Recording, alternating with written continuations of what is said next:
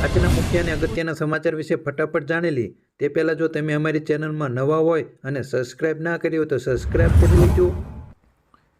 આંબાલાલ પટેલની એક આગાહી સામે આવી છે। આંબાલાલ પટેલે માવઠા પછી રાજ્યમાં ઠંડીનું જોર વધવાની શક્યતા વ્યક્ત કરી છે, જેમાં તેમણે 6 માર્ચ સુધી ઠંડીનો રાઉન્ડ આવશે। રાત્રિના ભાગોમાં ઉત્તર ગુજરાતના ભાગોમાં ઠંડીની વધુ અસર રહેશે અને લઘુત્તમ તાપમાન 10 ડિગ્રી નીચે જવાની શક્યતા હવામાન નિષ્ણાત આંબાલાલ દ્વારા વ્યક્ત કરવામાં આવી છે। મધ્ય ગુજરાતમાં પણ ઠંડીનું જોર રહેશે। 6 માર્ચ સુધી ઠંડીનો ચમકારો રહેશે અને શિવરાત્રી સુધી ઠંડા પવનો ફૂંકાશે। તમારે હાલમાં કેવી ઠંડી છે તેના વિશે એક કોમેન્ટ કરી અને અમને જણાવી શકો છો। વધુ જાણ કરીએ તો વેસ્ટર્ન ડિસ્ટર્બન્સના કારણે ઉત્તરીય પવનની વિસ્તારોમાં ભારે પવન ફૂંકાશે। ગુજરાતમાં પણ ભારે પવન ફૂંકાશે। અમદાવાદ, ગાંધીનગરમાં પવનની ગતિ વધુ રહેશે। કોઈક ભાગોમાં અચાનક પવન રહેશે। શિવરાત્રિના ઠંડા પવનો આવશે। પવનની અસર બાગાયતી પાકો પર વધુ રહેવાની શક્યતા વ્યક્ત કરવામાં આવી છે। આગળના સમાચાર વિશે વાત કરીએ તો બ્રેકિંગ ન્યૂઝ મળી રહ્યા છે। લોકસભાના ટાણે કોંગ્રેસને વધુ એક મોટો ઝટકો। સિનિયર ધારાસભ્ય અર્જુન મોઢવાડિયાએ આપશે રાજીનામું। બનાસકાંઠાના થરાદ ખાતે હોસ્પિટલના કાર્યક્રમ છોડી વિધાનસભાના અધ્યક્ષ શંકરસિંહ ચૌધરી ગાંધીનગર પહોંચ્યા હતા। તમને શું લાગી રહ્યું છે? કોંગ્રેસમાંથી અર્જુન મોઢવાડિયા રાજીનામું આપશે કે નહીં આપે તેના વિશે પણ તમે એક કોમેન્ટ કરજો। ભવનાથના મેળામાં પધારનાર ભાવિકો માટે મહત્વની અપીલ આવી છે। જૂનાગઢ મહાશિવરાત્રિના મેળામાં દેશ અને રાજ્યભરમાંથી પધારનાર ભાવિકોને પ્લાસ્ટિકની ચીજવસ્તુ સાથે ન લાવવાની જૂનાગઢ જિલ્લા વહીવટીતંત્ર દ્વારા અનુરોધ કરવામાં આવ્યો છે। જૂનાગઢના તળેટીમાં પર્યાવરણ માટે હાનિકારક પ્લાસ્ટિકના વપરાશને લઈને અટકાયત માટે 3 ટીમોની રચના કરવામાં આવી છે। જો આદેશનું ઉલ્લંઘન કરવામાં આવશે તો દંડ સહિતની કડક કાર્યવાહી કરવાના પણ આદેશ આપવામાં આવ્યા છે। વધુ વાત કરીએ તો લોકસભાની ચૂંટણી આવી રહી છે તેના વિશે મહત્વના સમાચાર મળી રહ્યા છે। લોકસભાની ચૂંટણીને લઈને ભાજપ પ્રચાર પ્રસાર અભિયાન તેજ કર્યું છે, તો બીજી તરફ વિવિધ રાજ્યોમાં વિકાસના કાર્યક્રમોને ભેટ પણ મળી રહી છે। ત્યારે આજથી 10 ધોની પીએમ મોદી દેશના 12 રાજ્યોના પ્રવાસે છે, તો પીએમ મોદી તાબડતોડ લોકસભાની ચૂંટણીને લઈને તૈયારીઓ શરૂ કરી દીધી છે। રાજકોટ માર્કેટિંગ યાર્ડના ભાવ વિશે વાત કરીએ તો રાજકોટ માર્કેટિંગ યાર્ડમાં ડુંગળીની સૌથી વધારે 2700 ક્વિન્ટલની આવક થઈ હતી, જેનો ખેડૂતોને 140થી 331 રૂપિયા ભાવ મળ્યો હતો। આવકમાં ડુંગળી બાદ બટાકા બીજા નંબરે રહ્યા હતા।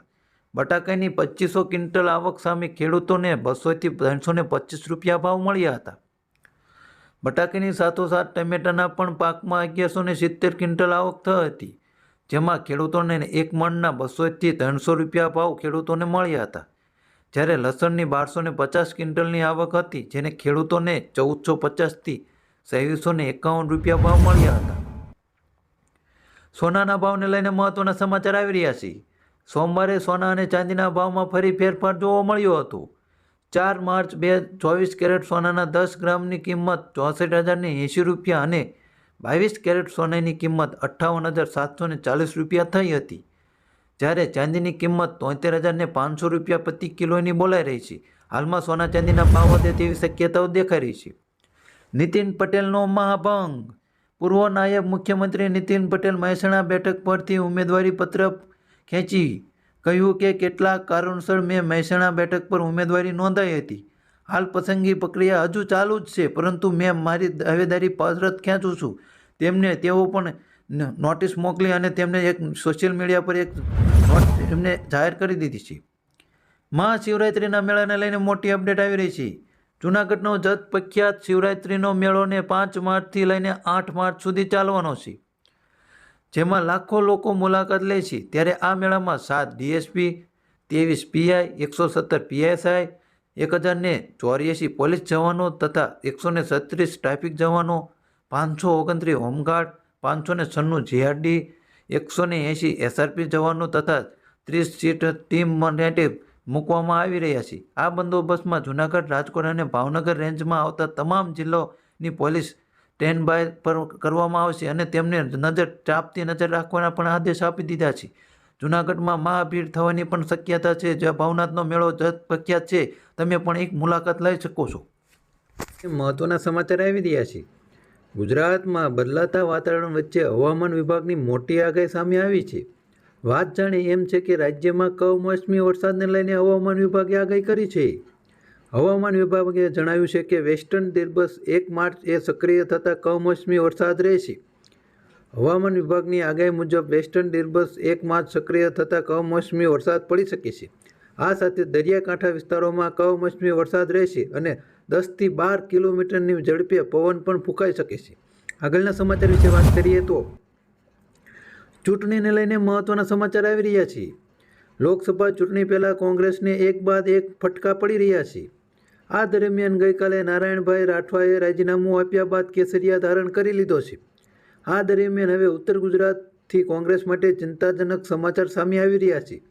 વાત જાણે એમ છે કે લોકસભા ચૂંટણી પહેલા ધાનેરા ભડકો થયો છે.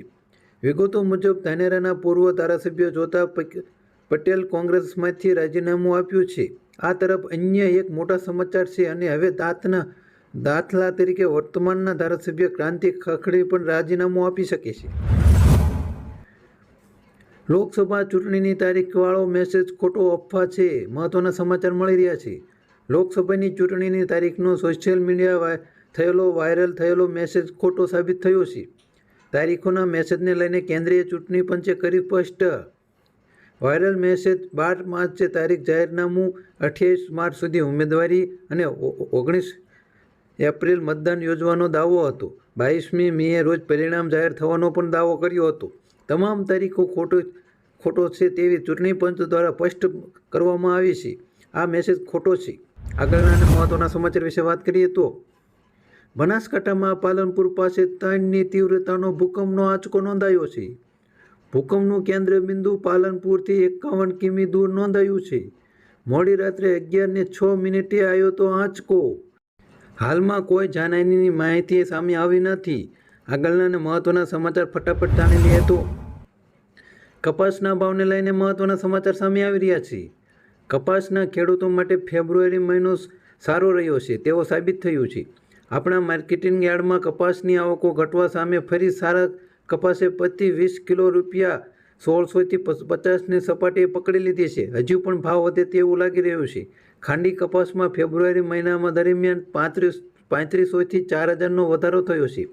એમ સમજો કે પ્રતિ મણે રૂપિયા 100 થી 150 રૂપિયાનો વધારો થઈ ચૂક્યો છે. આગળના મહત્વના સમાચાર વિશે વાત કરીએ તો ખેડૂતોના પાક માટે ખતરનાક રૂપી આગાહી આવી છે. ગુજરાતમાં કમોસમી વરસાદની હવામાન વિભાગે આગાહી છે. 1 માર્ચથી 3 માર્ચ કેટલાક વિસ્તારોમાં હળવા વરસાદની આગાહી કરી છે. તો 1 માર્ચે બનાસકાંઠા, સાબરકાંઠા, અરવલ્લી, મહીસાગર, છોટાઉદેપુર અને દાહોદ, સુરેન્દ્રનગર અને બોટાદમાં પડી શકે છે વરસાદ. તો 2 માર્ચે નવસારી, વલસાડ, ગીર સોમનાથ વરસાદી ઝાપટા પડી શકે છે. 3 માર્ચ સુધી વેસ્ટર્ન ડિસ્ટર્બન્સને કારણે વરસાદની શક્યતા છે. 16મા હપ્તાને લઈને મહત્વના સમાચાર આવી રહ્યા છે. વડાપ્રધાન નરેન્દ્ર મોદીએ 28 ફેબ્રુઆરી 2024ના રોજ પીએમ કિસાન યોજનાનો 16મો હપ્તો જાહેર કરશે. એટલે કે આ સપ્તાહના બુધવારે પીએમ મોદી ખેડૂતોના બેંક ખાતામાં 2000 રૂપિયા ટ્રાન્સફર કરશે. આ યોજનાના નાના અને સીમાંત ખેડૂતોને નાણાકીય સહાય પૂરી પાડે છે. 16મો હપ્તો ડીબીટી એટલે કે ડાયરેક્ટ બેનિફિટ ટ્રાન્સફર દ્વારા સીધા જ લાભાર્થીઓના બેંક ખાતામાં ટ્રાન્સફર કરવામાં આવશે. હવામાનને લઈને મહત્વના સમાચાર આવ્યા છે. જેમ જેમ ગરમીની સિઝન નજીક આવી જાય છે તેમ તેમ કેરીના રશિયાઓ માટે સારા સમાચાર આવી રહ્યા છે. ફળોના રાજાનું માર્કેટમાં આગમન થઈ ચૂક્યું છે. રાજસ્થાનના સાહિત્યિકભાઈએ શાકભાજી અને ફળ વચ્ચે અને તેમને જણાવ્યું હતું કે ફળોના રાજા કઈ હાલમાં શરૂ કરી દીધું છે. ઓગસ્ટ સુધી ચાલે છે. પહેલી વારમાં આવતી સફેદ અને કેરી ખૂબ જ સારી અને સ્વાદિષ્ટ સાથે મોંઘી પણ જોવા મળી રહી છે. હાલમાં કેરીની સિઝન આવી રહી છે અને તેમાં અત્યારે હાલમાં માર્કેટમાં કેરીની આવક પણ શરૂ થઈ ચૂકી છે. તેના ભાવ પણ બોલાઈ રહ્યા છે. પ્રતિ કિલો 150ની બહાર પણ બોલી રહ્યા છે.